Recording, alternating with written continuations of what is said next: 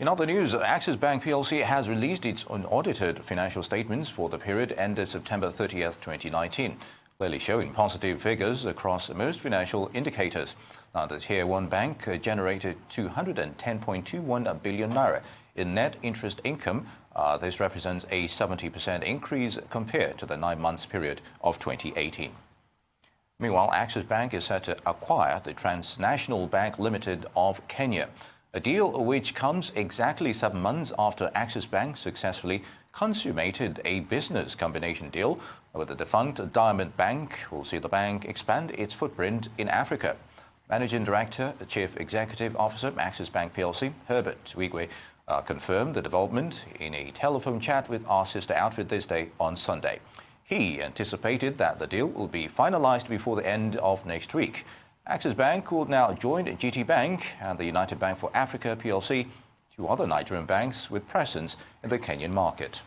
And Rise Business Analyst Chika Mbonu joins me in the studio for more on this. Chika, good morning. Morning, Lee. Good to have you. So, what are the key highlights of the third quarter results? First of all, of Axis Bank. Of Axis Bank.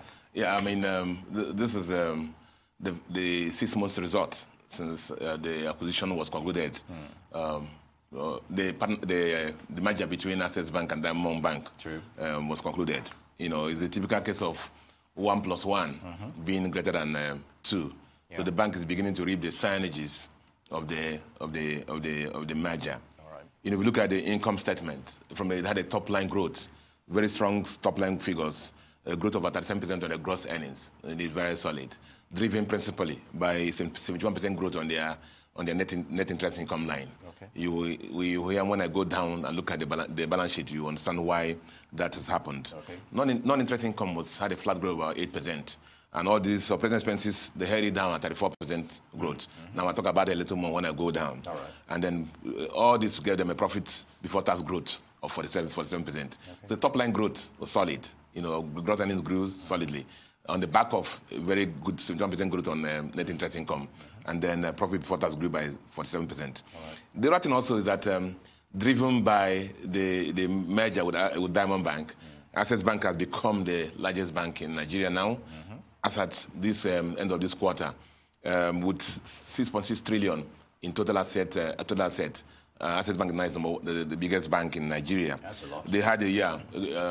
Incidentally, the growth, the size we're comparing now, you know, if you compare with the single Access Bank by this time last year, the growth was about 33%, driven by the 1 + 1 from Diamond Bank being greater than 2.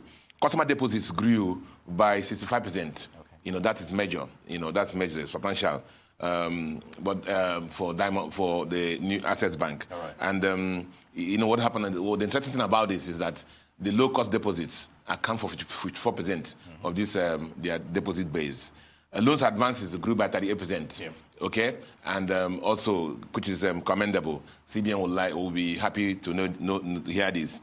And of course, shareholder funds of Diamond Bank of Access Bank grew by 19%. Okay. Now, the other things we look at is the ratios. You know, the return on average equity grew from 17% to 22%. You know, as I explained severally here, it has to do with if an investor give Access Bank 100 naira at the end of the year, how much would they return to the investor? So it grew from 17 naira to 22 naira over the last 1 year, which is commendable too. Return on average assets, after tax assets also, it grew from 1.9 to 2.1%. It says, this is your size, totalizer. What are you doing with it? What are you doing with it? Yep. And then cost to income ratio fell from 64.8% to 63.1%. For every 100 naira money revenue they make, they spent 65 naira to any last year. Wow. Now they're spending about 63 naira to any. So there's an improvement in that. Of course, the capital adequacy ratio of the bank is solid at 20%. And then NPL, non-performing loan ratio, you know, went up from 4.7 last year when it was a single Access Bank to the combined Access Diamond Bank out at 6.3%. So overall, a very good result for the bank over this last 1 year, driven principally by the merger with Diamond Bank. Indeed, interesting results, Chika. So how are these results aligned with the merger objectives, you think? Yeah, well, what I would do is to go through some of the major objectives and see how they have been, how the results whether they have reflected that. Let's look at size. One of the major objective was we are bigger. If we are bigger, we can take on more.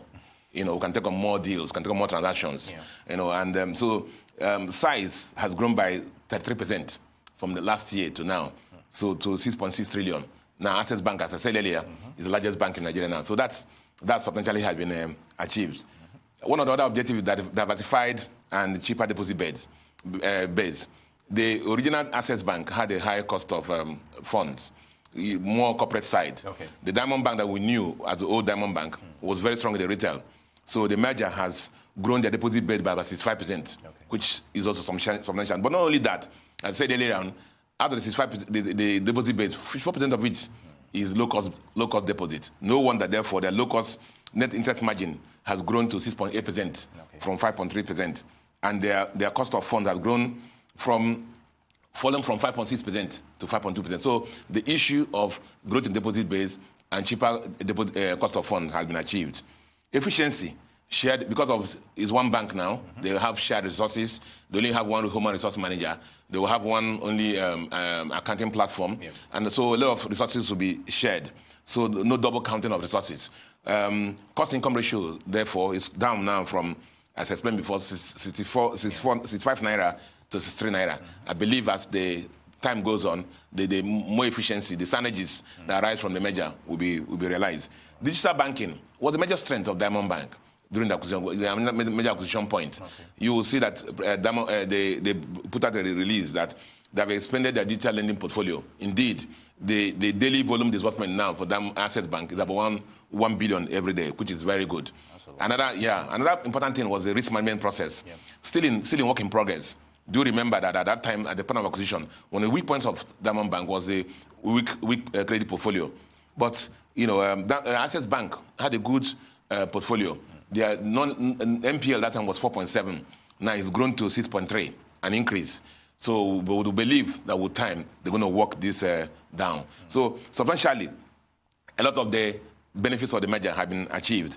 And the climax is, of course, the return on equity, which has grown from 17% to 22%. So I believe the shareholders of both companies, of the stakeholders in the merger, will be happy that most of the objectives have been achieved. Indeed, and growing too. All right, Chika. Now, the other four banks are there. The tier one banks are still waiting in the wing. So how do these figures compare to theirs, which also came out not too long ago? We did the top four banks the other day, and in that one, we'll say Zenith was the shining bank. We're on size now, total assets.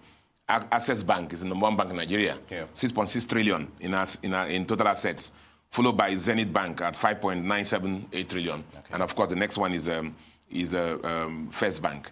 So it's First Bank. The thing now is that Access Bank has taken over in size, number one. Total deposit base. Access Bank came in at 4.239 trillion. Now, again, that's the highest at that level, followed by Zenith. So Access Bank has taken over at that level now on total deposits. Total loans also, Access Bank came in almost at 3 trillion. The next to them is Zenith at 2 trillion, almost 1 trillion above Zenith. Right. So Access Bank is that. And the cost-to-income ratio, let me look at that ratio. You have at GTB is the champion there. It's about 37 Naira to the dollar, each 100 Naira at the end, they spend about 37 Naira on doing it. So GTB is there. Zenith is number 2 at 50%, and then followed by Access Bank and then UB and then Access Bank. Yeah, so on the basis of what the figures we have for these 9 months now, Access Bank has become the largest bank in Nigeria on the basis of total assets, total loans, and total deposits. Indeed, and you can't help but notice a bit of healthy rivalry among all those banks. So let's talk about the acquisition of the Kenya Bank by Access Bank. So what is informing this deal, and what else do we know about it? The thing is that Access Bank has been pushing to be what they call themselves the preferred African payment gateway. Right. Try to have located branches in the key money centers in Africa. Currently in the East Africa now, they are in Congo, one of the Congos, and then they're in Rwanda. Yeah. They were in Burundi before, but the issues in Burundi made them to sell off there. So they're also going to Cameroon. So basically, the issue is they want to, replicate what there's no African bank, according to them, who is a payment gateway that is being done by Citibank now, and formerly Barclays, but Barclays has literally left because of the cost of compliance in Africa. So that's basically the major drift. They want to be the preferred African preferred gateway. And remember now, with the figures that we just reviewed, they have a lot of liquidity, they have a lot of capital, and they can take on more. Yeah. The bank they want to acquire is called the Transnational Bank in Kenya. Or incidentally, the bigger picture is this, that Kenya is a population of 50 million, but they have 40 banks. So the bank per capita, the number of banks per individuals, actually they're better than Nigeria and South Africa. Yeah, right. So the country, the central bank has been trying to, encourage consolidation. And so it was a great time for the candidates came up for Access Bank to do this. The bank that I want to acquire, as I said, is a Transnational Bank.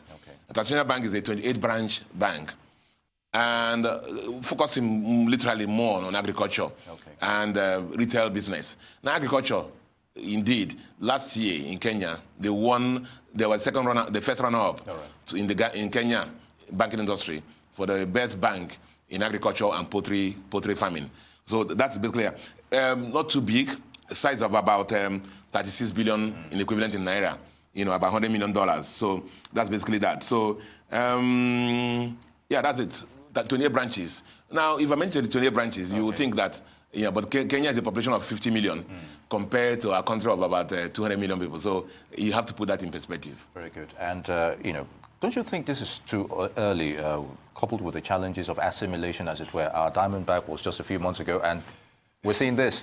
Well, I mean, as I said now, these 28 branches, compared to what we have in Diamond Bank. And the other interesting thing is that opportunities for acquisition don't come, you don't just want to acquire and it's available. A lot of times the window opens and you just go for it.